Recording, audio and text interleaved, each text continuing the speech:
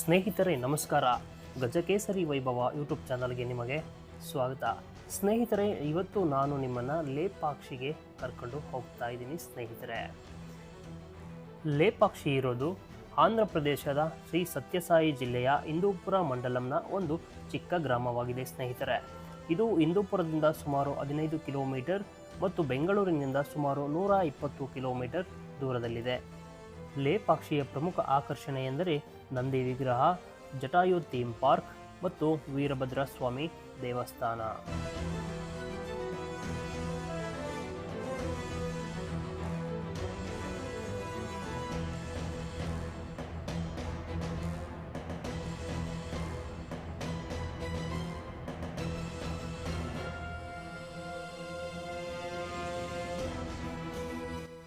ಸ್ನೇಹಿತರೆ, ಮೊದಲಿಗೆ ನಾನು ನಂದಿ ವಿಗ್ರಹದ ಕಡೆ ಹೋಗ್ತಾ ಇದ್ದೀನಿ. ಸ್ನೇಹಿತರೆ, ಈ ನಂದಿ ವಿಗ್ರಹವು 20 ಅಡಿ ಎತ್ತರ ಮತ್ತು 30 ಅಡಿ ಅಗಲವನ್ನು ಹೊಂದಿದೆ.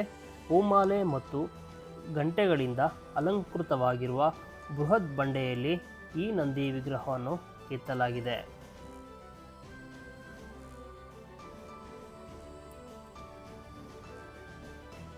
ಈ ವಿಗ್ರಹವನ್ನು ಸುಮಾರು 16ನೇ ಶತಮಾನದಲ್ಲಿ ಕೆತ್ತಲಾಗಿದೆ ಎಂದು ಹೇಳಲಾಗುತ್ತದೆ.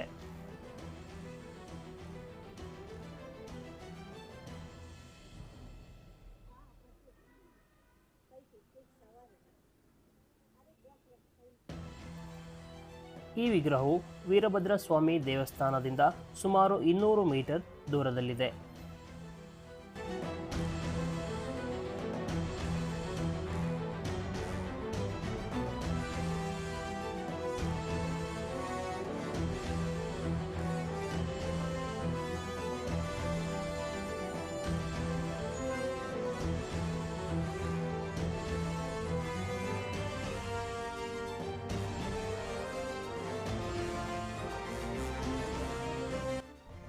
ಇದು ನಂದಿ ವಿಗ್ರಹದ ಬಳಿ ಇರುವ ಪಾರ್ಕ್ ಆಗಿದೆ.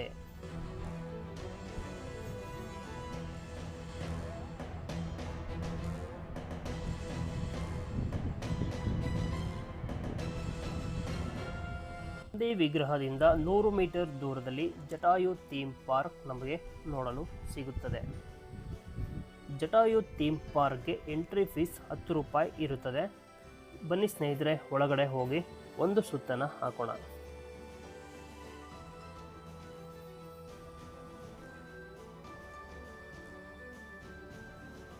ಜಟಾಯು ಥೀಮ್ ಪಾರ್ಕ್ನಲ್ಲಿ ಅದ್ಭುತವಾದ ಒಂದು ಮನಮೋಹಕ ದೃಶ್ಯಗಳನ್ನು ನಾವು ಕಾಣಬಹುದು. ಹಚ್ಚ ಹಸಿರಿನ ಗಿಡ ಮರಗಳನ್ನು ಕಾಣಬಹುದು.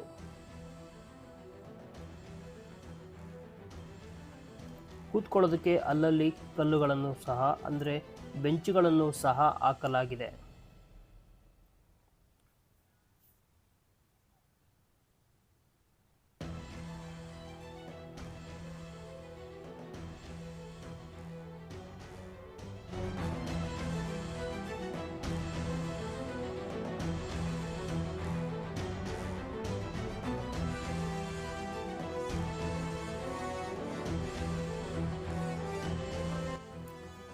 ಇಲ್ಲಿಂದ ಮೆಟ್ಟಿಲುಗಳ ಹಾದಿಯಲ್ಲಿ ನಾವು ಜಟಾಯು ಪಕ್ಷಿಯ ಹತ್ರ ನಾವು ಹೋಗ್ಬೋದು. ಸ್ನೇಹಿತರೆ, ದಂತಕಥೆಯ ಪ್ರಕಾರ ರಾವಣ ಸೀತೆಯನ್ನು ಅಪಹರಿಸಿಕೊಂಡು ಹೋಗ್ತಾ ಇರುವಂಥ ಟೈಮಲ್ಲಿ ಈ ಒಂದು ಜಟಾಯು ಪಕ್ಷಿ ರಾವಣನ ಮೇಲೆ ಯುದ್ಧವನ್ನು ಮಾಡುತ್ತೆ. ಯುದ್ಧವನ್ನು ಮಾಡಿ ಅಥವಾ ಕಾಳಗವನ್ನು ನಡೆಸುತ್ತೆ. ಕಾಳಗವನ್ನು ನಡೆಸುವ ಸಮಯದಲ್ಲಿ ರಾವಣನು ಈ ಜಟಾಯು ಪಕ್ಷಿಯ 2 ರೆಕ್ಕೆಗಳನ್ನು ಕತ್ತರಿಸಾಕ್ಬಿಡ್ತಾನೆ. ಆವಾಗ ಜಟಾಯು ಪಕ್ಷಿ ನೆಲಕ್ಕೆ ಉಳಿ ಬೀಳುತ್ತೆ.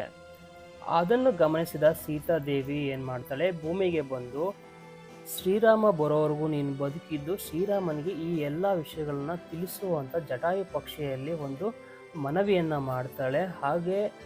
ಆಗ ಜಟಾಯು ಪಕ್ಷಿ ಕೇಳುತ್ತೆ ಸೀತಾದೇವಿ ಬಳಿ, ನಾನು ಬದುಕಿರಬೇಕು ಅಂದರೆ ನನಗೆ ಇವಾಗ ನೀರಿನ ಅವಶ್ಯಕತೆ ಇದೆ, ನನಗೆ ನೀರು ಬೇಕಿವಾಗ ಅಂತ ಕೇಳಿದಾಗ ಸೀತಾದೇವಿ ಏನು ಭೂಮಿಗೆ ಪಾದ ಇಟ್ಟಿರ್ತಾಳಲ್ವ, ಅಲ್ಲಿ ಒಂದು ನೀರು ಉದ್ಭವ ಆಗಿಬಿಡುತ್ತೆ. ಅಂದರೆ ನೀರು ಉತ್ಪತ್ತಿ ಆಗುತ್ತೆ ಅಲ್ಲಿ. ಅದನ್ನು ಕುಡ್ಕೊಂಡು ಶ್ರೀರಾಮ ಬರೋವರೆಗೂ ಕೂಡ ಈ ಜಟಾಯು ಪಕ್ಷಿ ಈ ಸ್ಥಳದಲ್ಲಿ ಬದುಕಿರುತ್ತೆ ಅಂತ ಹೇಳಲಾಗುತ್ತೆ.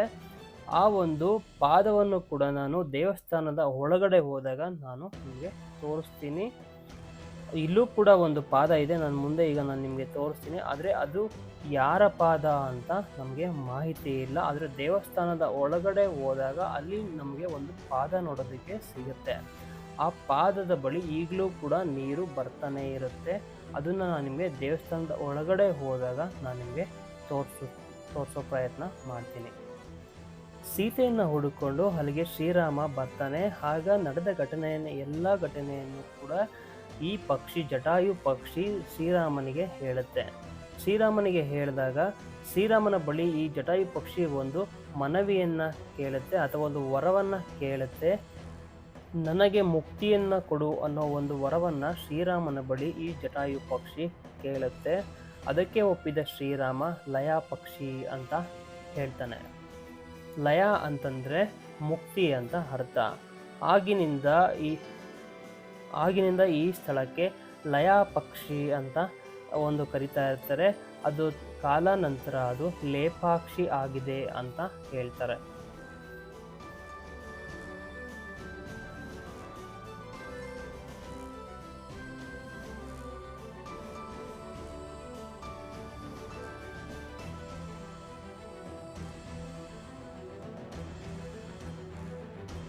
ನಾನೀಗ ಹೋಗ್ತಾ ಇರೋದು ಲೇಪಾಕ್ಷಿಯ ಪ್ರಸಿದ್ಧ ದೇವಾಲಯವಾದ ಮತ್ತು ಪ್ರಮುಖ ದೇವಾಲಯವಾದ ಶ್ರೀ ವೀರಭದ್ರ ಸ್ವಾಮಿ ದೇವಾಲಯಕ್ಕೆ ನಾನು ಹೋಗ್ತಾ ಇದ್ದೀನಿ.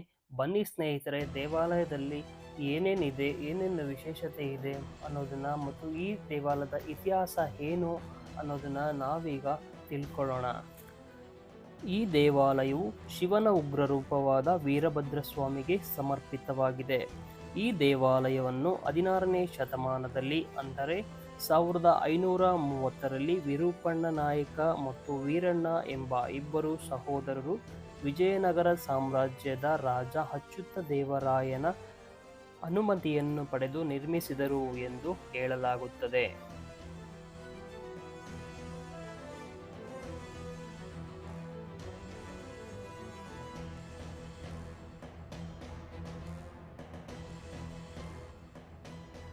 ಇದು ಕಂಚಿನ ಧ್ವಜಸ್ತಂಭ ದೇವಸ್ಥಾನದ ಮುಂಭಾಗದಲ್ಲಿದೆ.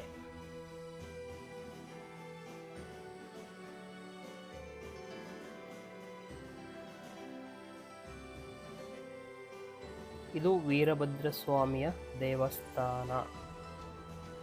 ಒಳಗಡೆ ಕ್ಯಾಮರಾಗೆ ಅನುಮತಿ ಇಲ್ಲ. ಇಲ್ಲಿನ ಪ್ರಮುಖ ಆಕರ್ಷಣೆ ಎಂದರೆ ಗಾಳಿಯಲ್ಲಿ ತೇಲಾಡುವ ಈ ಸ್ತಂಭ ಒಂದು ಪ್ರಮುಖ ಆಕರ್ಷಣೆಯಾಗಿದೆ. ಈ ದೇವಾಲಯದಲ್ಲಿ ಸುಮಾರು 876 ಕಂಬಗಳನ್ನು ಬಳಸಿ ಈ ಸಂಪೂರ್ಣ ದೇವಾಲಯವನ್ನು ನಿರ್ಮಿಸಲಾಗಿದೆ. ಸ್ನೇಹಿತರೆ, ಪ್ರತಿ ಕಂಬದಲ್ಲೂ ಕೂಡ ಶಿಲ್ಪಕಲೆಯನ್ನು ಕೆತ್ತಲಾಗಿದೆ. ಆ ಶಿಲ್ಪಕಲೆಗಳು ಇಂದಿಗೂ ಕೂಡ ಜೀವಂತವಾಗಿದೆ ಅಂತಾನೆ ಹೇಳಬಹುದು. ನೀವು ಗಮನಿಸಿದರೆ ನಿಮಗೆ ಅನ್ನಿಸುತ್ತದೆ, ಪ್ರತಿ ಚಿತ್ರವೂ ಕೂಡ ನಮ್ಮ ಜೊತೆ ಮಾತನಾಡಿದಂತೆಯೇ ಅನಿಸುತ್ತದೆ ಎಂಬ ಭಾವನೆ ಪ್ರತಿ ಯಾತ್ರಾರ್ಥಿಗಳಲ್ಲಿ ಮತ್ತು ಪ್ರತಿ ಪ್ರವಾಸಿಗರಲ್ಲಿ ಸಹ ಅನಿಸುತ್ತದೆ. ಮೇಲೆ ನೋಡ್ತಾ ಇರೋದು ರಾಮಾಯಣ ಮತ್ತು ಮಹಾಭಾರತದ ಕಾಲಕ್ಕೆ ಸಂಬಂಧಿಸಿದ ವರ್ಣಚಿತ್ರಗಳನ್ನು ಗೋಡೆಯ ಮೇಲೆ ಕೆಂಪು, ಬಿಳಿ ಮತ್ತು ಕಪ್ಪು ಬಣ್ಣಗಳಿಂದ ವರ್ಣಿಸಲಾಗಿದೆ.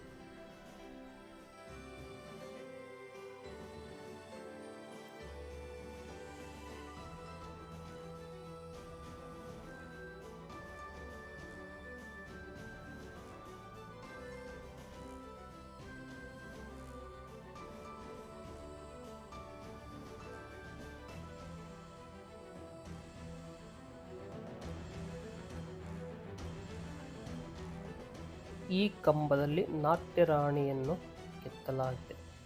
ಹೀಗೆ ಈ ದೇವಸ್ಥಾನದ ಒಳಗಿರುವ ಪ್ರತಿಯೊಂದು ಕಂಬದಲ್ಲಿಯೂ ಕೂಡ ಚಿತ್ರಕಲೆಗಳನ್ನು ಬಿಡಿಸಲಾಗಿದೆ.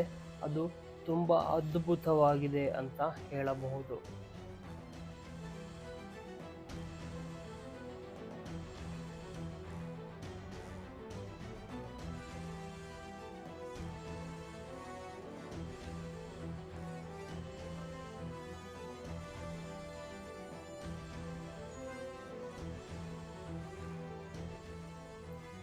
ಇದು ಗರ್ಭಗುಡಿ. ಇಲ್ಲಿ 70 ಕಂಬಗಳನ್ನು ಬಳಸಿ ಈ ಗುಡಿಯನ್ನು ಕಟ್ಟಲಾಗಿದೆ ಅಂತ ಹೇಳಲಾಗುತ್ತದೆ.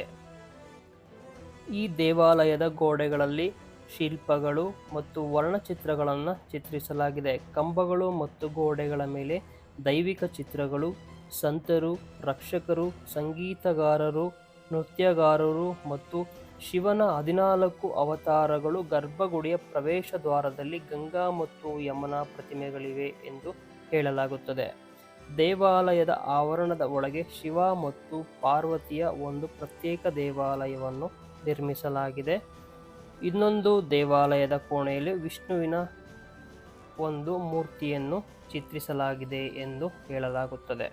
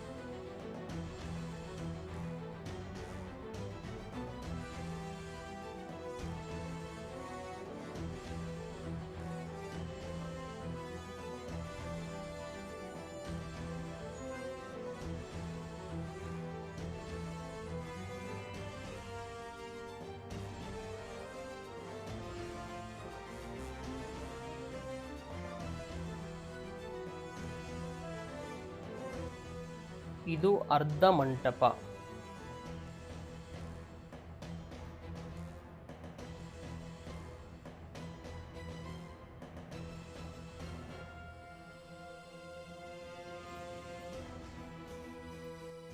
ಈ ಮಂಟಪದಲ್ಲಿ ನಾವು 7 ಎಡೆಯ ನಾಗಲಿಂಗ, ಬಾಲಗಣೇಶ ಮತ್ತು ವಿರೂಪಣ್ಣ ಕಣ್ಣುಗಳನ್ನು ಕಿತ್ತು ಗೋಡೆಗೆ ಎಸೆದ 3 ಸ್ಥಳಗಳನ್ನು ನಾವು ಗಮನಿಸಬಹುದು. ಇದು ನಾಗಲಿಂಗ. ಈ ಲಿಂಗವನ್ನು ಶಿಲ್ಪಿಯ ತಾಯಿ ಊಟ ತರಲು ಹೋಗಿರುತ್ತಾಳೆ. ಅವರು ಬರುವ ಹೊತ್ತಿಗೆ ಕೆತ್ತಲಾಗಿದೆ ಎಂದು ಹೇಳಲಾಗುತ್ತದೆ. ಅದನ್ನು ನೋಡಿ ಆಶ್ಚರ್ಯಗೊಂಡ ತಾಯಿ ಊರಿನ ಜನಕ್ಕೆ ವಿಷಯ ತಿಳಿದು ತಂಡೋಪತಂಡವಾಗಿ ಈ ಒಂದು ನಾಗಲಿಂಗವನ್ನು ನೋಡಲು ಜನರು ಬರುತ್ತಾರೆ ಎಂದು ಹೇಳಲಾಗುತ್ತದೆ.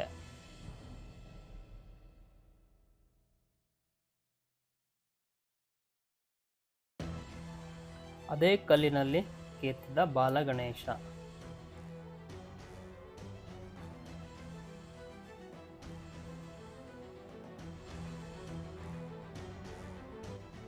ಸ್ನೇಹಿತರೆ, ಇದು ಅಪೂರ್ಣಗೊಂಡ ಮಂಟಪವಾಗಿದೆ.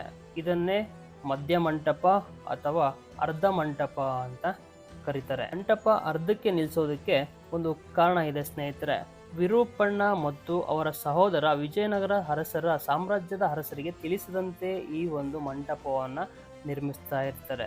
ಇದು ವಿರೂಪಣ್ಣ ತನ್ನ ಕಣ್ಣುಗಳನ್ನು ಕಿತ್ತು ಗೋಡೆಗೆ ಎಸೆದಂತಹ ಜಾಗ ಇದು. ಅಲ್ಲಿ 2 ಮಾರ್ಕ್ಗಳೇನು ಕಾಣ್ತಾ ಇದೆ, ಅದು ತನ್ನ 2 ಕಣ್ಣುಗಳನ್ನು ಕಿತ್ತು ಈ ಗೋಡೆಗೆ ಎಸೆದ ಅಂತ ಹೇಳಲಾಗುತ್ತೆ. ಈ ಮಂಟಪವನ್ನು ಕಟ್ಟಿಸ್ತಾ ಇರೋದನ್ನು ಗಮನಿಸಿದಂತಹ ವಿರೂಪಣ್ಣನ ದಾಯಾದಿಗಳು ಏನು ಮಾಡ್ತಾರೆ, ರಾಜರಿಗೆ ಈ ವಿಷಯವನ್ನು ಮುಟ್ಟಿಸ್ತಾರೆ. ಏಕೆಂದರೆ ಈ ಮಂಟಪವನ್ನು ರಾಜರ ಅನುಮತಿ ಇಲ್ಲದೇನೆ ವಿರೂಪಣ್ಣ ಮತ್ತು ತನ್ನ ಸಹೋದರ ಸೇರಿ ಕಟ್ಟಿಸ್ತಾ ಇರ್ತಾರೆ. ಅದಕ್ಕೆ ಭಯಗೊಂಡಂತಹ ವಿರೂಪಣ್ಣ ಏನು ಮಾಡ್ತಾರೆ, ಸ್ವಇಚ್ಛೆಯಿಂದ ತನಗೆ ತಾನೇ ಶಿಕ್ಷೆಯನ್ನು ವಿಧಿಸಿಕೊಂಡು ತನ್ನ 2 ಕಣ್ಣುಗಳನ್ನು ಕಿತ್ತು ಆ ಗೋಡೆಗೆ ಎಸೆದು ಬಿಡ್ತಾರೆ. ಸೊ ಹಾಗಾಗಿ ಅವತ್ತಿನಿಂದ ಈ ಮಂಟಪ ಅಲ್ಲಿಗೆ ನಿಂತೋಗುತ್ತೆ. ಅಲ್ಲಿಂದ ಯಾರು ಇದನ್ನು ಕಟ್ಟಿಸೋ ಪ್ರಯತ್ನ ಮಾಡೋದಿಲ್ಲ. ಹಾಗಾಗಿ ಇದಕ್ಕೆ ಅರ್ಧ ಮಂಟಪ ಅಂತ ಕರೀತಾರೆ. ಈ ಮಂಟಪದಲ್ಲೂ ಕೂಡ ಅತ್ಯದ್ಭುತ ಚಿತ್ರಕಲೆಗಳನ್ನು ನಾವು ಈ ಕಲ್ಲಿನ ಮೇಲೆ ವರ್ಣನೆಗಳನ್ನು ಅಥವಾ ಚಿತ್ರಕಲೆಗಳನ್ನು ನಾವು ಗಮನಿಸಬಹುದು. ಎಷ್ಟು ಅದ್ಭುತವಾಗಿ ಕೆತ್ತಲಾಗಿದೆ ಅನ್ನೋದನ್ನು ನಾವು ನೋಡಿ ತಿಳ್ಕೋಬಹುದು.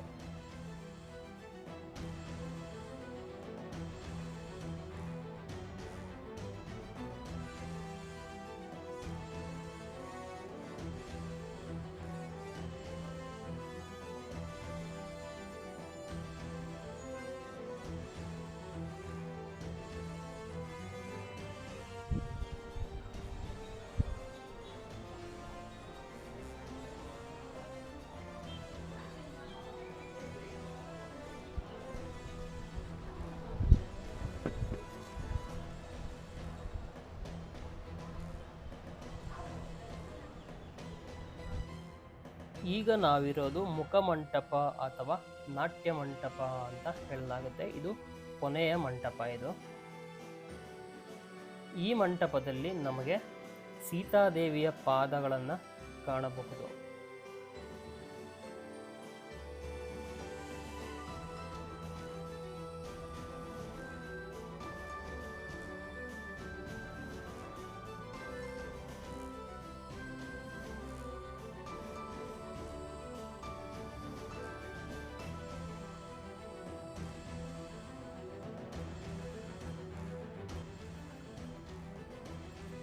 ಇವು ಊಟದ ತಟ್ಟೆಗಳು.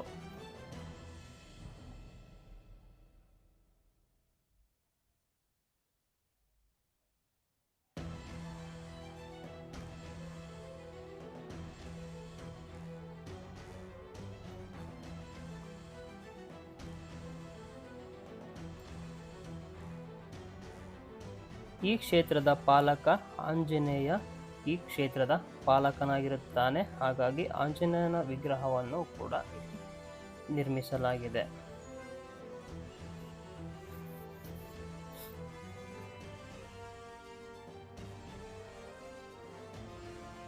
ಇದು ಸೀತೆಯ ಪಾದ. ಇಲ್ಲಿ ಪ್ರತಿನಿತ್ಯವೂ ಕೂಡ ನೀರು ಬರ್ತಾ ಇರುತ್ತೆ ಅಂತ ಹೇಳಲಾಗುತ್ತೆ. ಇಲ್ಲಿ ಬರುವ ನೀರನ್ನು ಕುಡಿದು ಜಟಾಯು ಪಕ್ಷಿ ಶ್ರೀರಾಮ ಬರುವ ತನಕ ಬದುಕಿತ್ತು ಎಂದು ಹೇಳಲಾಗುತ್ತದೆ. ಮತ್ತೆ ನಾವು ಒಳಗಡೆ ಅರ್ಧ ಮಂಟಪದ ಒಳಗಡೆ ಹೋದರೆ ನಮಗೆ ಇಲ್ಲೊಂದು ಶಿವಲಿಂಗ ನೋಡೋದಕ್ಕೆ ನಮಗೆ ಸಿಗುತ್ತೆ.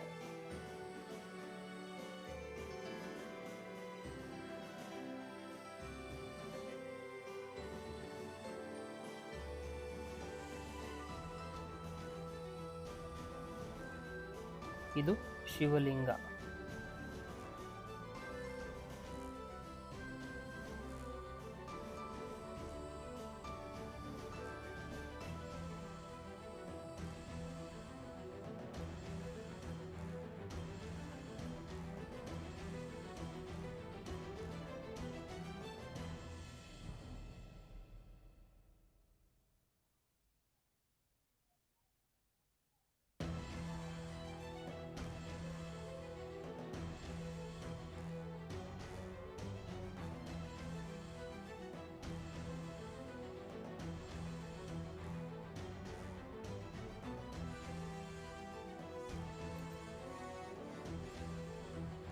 ಇಲ್ಲೊಂದು ದೇವಸ್ಥಾನದ ಗೋಡೆ ಮೇಲೆ ಮೀನಿನ ಚಿತ್ರವನ್ನು ಕೆತ್ತಲಾಗಿದೆ, ನೀವು ಗಮನಿಸಬಹುದು.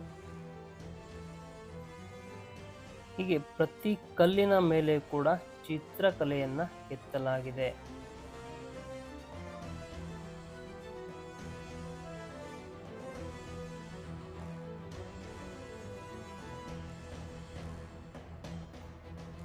ಇಲ್ಲಿ ನಮಗೆ ಮತ್ತೊಂದು ದೇವಾಲಯ ಸಿಗ್ತಾ ಇದೆ. ಇದು ಯಾವ ದೇವರು ಅಂತ ಗೊತ್ತಿಲ್ಲ.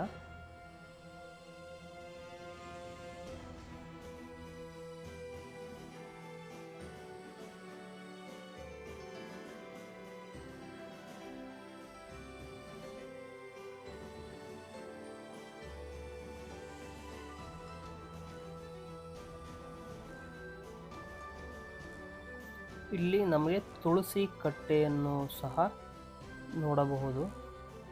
ಅದರ ಮುಂದೆ ನಮಗೆ ಒಂದು ಕನ್ನಡ ಶಾಸನವನ್ನು ಇಲ್ಲಿ ಕೆತ್ತಲಾಗಿದೆ. ಇಲ್ಲಿ ಕಂಬಿಯನ್ನು ಹಾಕಿದರೆ ಇಲ್ಲಿ ಕನ್ನಡದ ಒಂದು ಶಾಸನವನ್ನು ಇಲ್ಲಿ ಕೆತ್ತಲಾಗಿದೆ.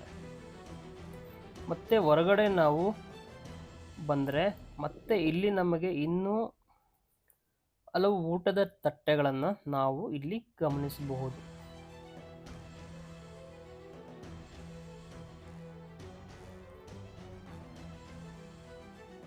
ನೋಡಿ, ಇದು ಊಟದ ತಟ್ಟೆಗಳು. ಇವೆಲ್ಲವೂ ಕೂಡ ಊಟದ ತಟ್ಟೆಗಳೇ. ಇಲ್ಲೇನೋ ಬರ್ದಿದ್ದಾರೆ, ಅದೇನು ಅಂತ ಗೊತ್ತಾಗಿಲ್ಲ.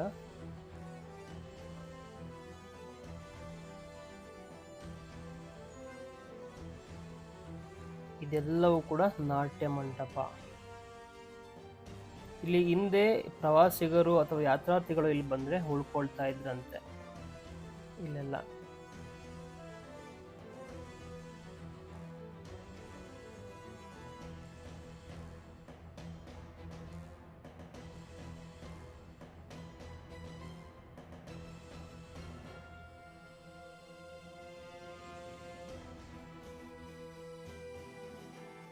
ಸ್ನೇಹಿತರೆ, ಇದಿಷ್ಟು ಲೇಪಾಕ್ಷಿಯ ದೇವಸ್ಥಾನದ ಬಗ್ಗೆ ಉಪಯುಕ್ತ ಮಾಹಿತಿ. ಈ ಮಾಹಿತಿ ನಿಮ್ಗೆ ಇಷ್ಟ ಆಗಿದೆ ಅಂತ ನಾನು ಭಾವಿಸ್ತೀನಿ. ಇಷ್ಟ ಆಗಿದ್ರೆ ಲೈಕ್ ಮಾಡಿ, ಶೇರ್ ಮಾಡಿ ಮತ್ತು ಇದೇ ರೀತಿಯ ಬೇರೆ ಬೇರೆ ವಿಡಿಯೋಗಳಿಗೆ ನಮ್ಮ ಚಾನಲನ್ನು ಸಬ್ಸ್ಕ್ರೈಬ್ ಮಾಡ್ಕೊಳ್ಳಿ.